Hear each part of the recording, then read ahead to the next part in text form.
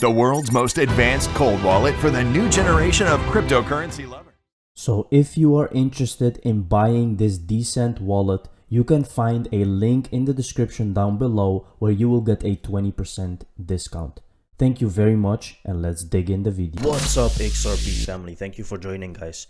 So here we have some very bullish facts and news, guys.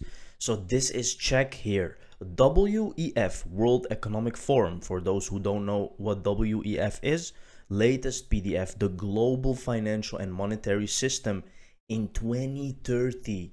Now, a lot of people think, whoa, do we have to wait for 8 years before anything happens? Well, no, that's not true. You have to look at it this way. If you have to choose some cryptocurrencies right now, isn't there a feeling of risk if they're gonna be around for 8 more years or 5 more years or even a year? Look at Luna, for example. Look what happened there. This actually proves that XRP is gonna be here at least for 8 years long. This is the proof, guys. And of course longer, because they are building the new financial system, which is gonna be complete in 2030. That doesn't mean that price will move in 2030. But this is so bullish news, guys, for XRP. It's actually very crazy. Now let's take a look. This is the official paper of World Economic Forum, and they talk about distributed ledger technology, blockchain, and cryptocurrency, right? And here you can see Standard Chartered is bringing blockchain to life with ventures such as TradeSafe, leveraging DLT to reduce the risk of duplicate invoicing and fraudulent activity.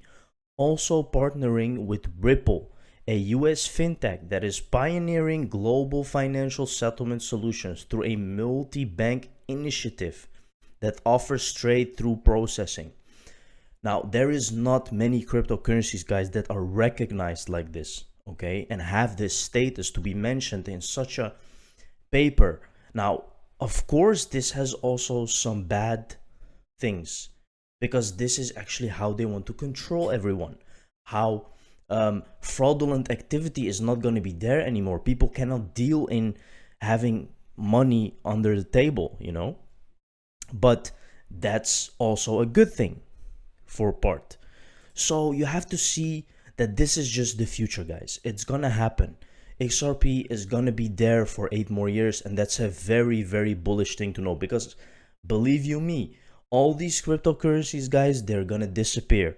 Not everything is gonna be there in a couple of years, and Ripple is gonna be the last one standing for sure. So here you can see a Australian dollar backed stablecoin AUD to launch on XRP Ledger. We talked about this before, but again, you can see that major companies, major things are happening on XRP. Why? Because they understand that XRP Ledger is gonna be here for a while, okay? They believe in the tech, and they believe that it's one of the few cryptocurrencies that can actually function in this modern world. Wowzer, that's quite interesting. In Singapore, it's been active since 2016 with R3. I wonder if Ripple is involved. Oh, look, they shared the same office. Nah, probably nothing. This is very interesting find, and shout out to this amazing research, because here you can see on the R3 website that they have a office in Singapore. Now, most people think that R3 doesn't have to do anything with Ripple. But if we look, Ripple Labs Singapore, exactly the same address on Google Maps. So that means that Ripple is involved and they're in the same office as R3, right? A lot of people don't think that R3 are really connected to Ripple, but here you can clearly see that they are connected. And here is again Ripple Labs Singapore. This is again a confirmation that they are actually there and having the same address as R3. So it's very clear what's happening here, guys. Quite interesting here, the list of all the CBDC and how far down the line we are.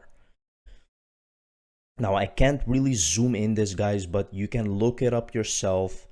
This is just amazing.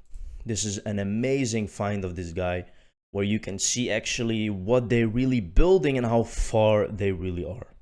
Again, things are moving very fast at the moment, guys. There is not much time left. A dive into Ripple's engagement with privacy, identity, and paystring. Remember that. A little weekend reading where I try to fashion a narrative without having all the facts. It may or may not be accurate. So basically, guys, I'm not gonna cover the whole thread here because it's very long, but he's actually showing that paystring is a method to actually connect identity with the payment system.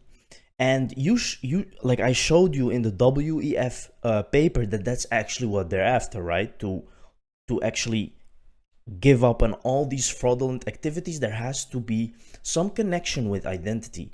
Jumping off point at NFT LA, Ripple's Monica Long said of Web3 she was most excited about decentralized identity for privacy, but also non-bank access and credit. Good to hear ID and privacy still on the radar, at least for Web3. But what about paystring for identity? Ripple led a consortium to create a new protocol for human-readable addresses to transmit value. It's easy, composable, and a universal payment identifier. Is it unique? Paystring launched on June 2020.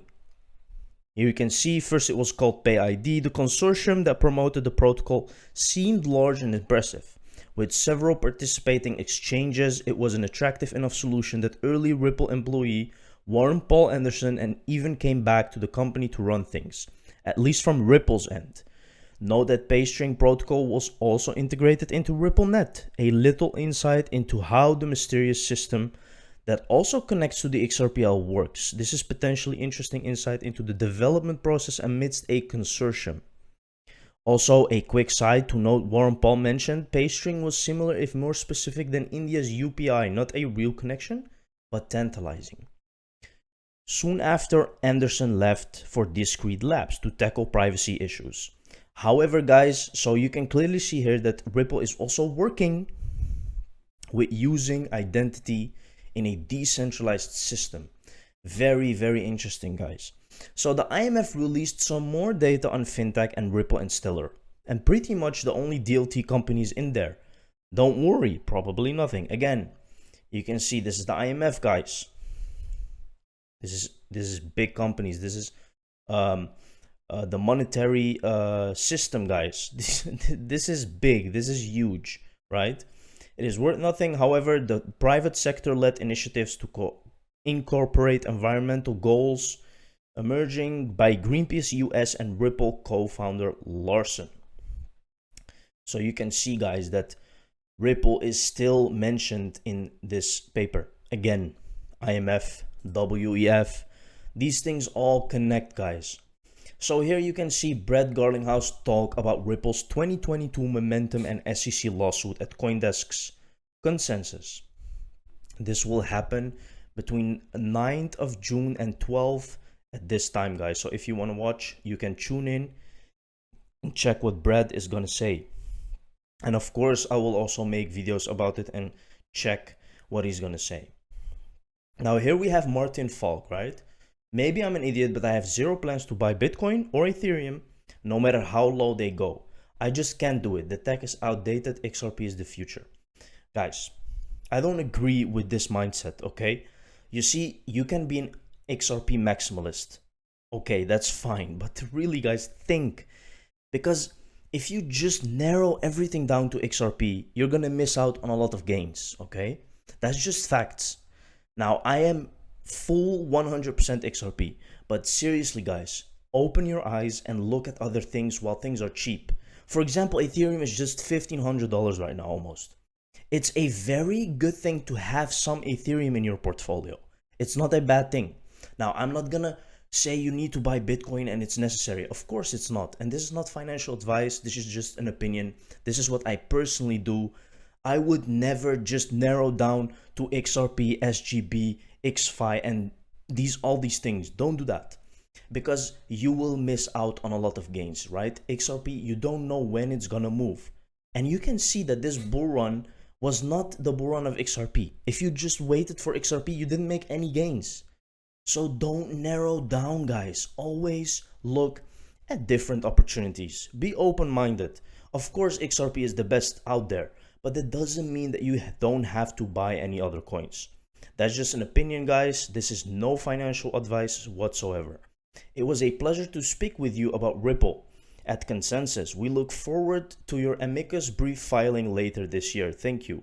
This is Spurion saying that XRP is not a security. This is the founder of Digital Chamber. Very interesting, guys. Again, it's very clear that XRP is not a security.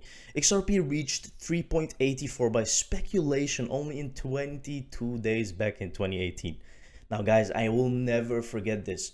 This is the moment that I actually thought that XRP was gonna move and never come back again. But yeah, you can see, we just don't know when it's really gonna go. Anyway, XRP, guys, reached $3.84, not even with all these partnerships that they have right now. Imagine when the lawsuit is over. And that's why we will talk about this right now. Be prepared. As soon as the lawsuit is officially, by those at the top, announced as over, watch the price of XRP. It will be the only asset with regulatory clarity. The bridging asset to all walled CBDC gardens. FOMO will be immense. This is so true, guys. If the lawsuit ends, when the lawsuit ends, not if, because it's definitely going to end, XRP will move fast. Maybe it will just go to $5, but imagine the FOMO that will happen at that point, because everyone will know this is an asset that has regulatory clarity. This is an asset that has finally breached all those all-time highs and is now in speculation. So everyone will jump on board and buy XRP at that moment. So you can just imagine what will happen. And it will happen very, very soon. Thank you very much for watching the video, guys. See you in the next one. Cheers.